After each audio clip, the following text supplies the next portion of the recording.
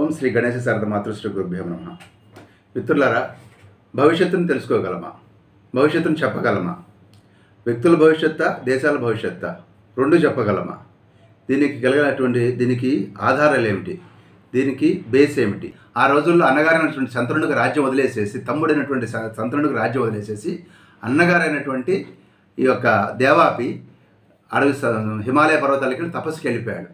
అప్పుడు రాజ్యంలో శంతనుడు రాజు అయినప్పుడు అకాలంగా, అంటే తప్పు కదా, ఇప్పుడు అన్నగారు ఉండగా తమ్ముడు రాజ్యం చేయడం కదా, అప్పుడు అనేక రకాల సమస్యలు వచ్చాయని చెప్పని, ఆ తర్వాత ఆయన లేదు నేను రాజ్యం స్వీకరించనని చెప్పని ఆయన వెళ్ళిపోయారని చెప్పని, ఆ వెళ్ళినటువంటి దేవాపి మళ్ళీ చంద్రవంశాన్ని పునఃప్రతిష్ఠిస్తారు. వీళ్ళిద్దరిని రాజులుగా కూర్చోబెట్టి కలియుగ అంతంలో ధర్మ సంస్థాపన చేస్తాడు విష్ణుమూర్తి అవతారమైనటువంటి కలికి భగవానుడు అని చెప్పని కూడా భవిష్యత్ పురాణం చెప్తోంది.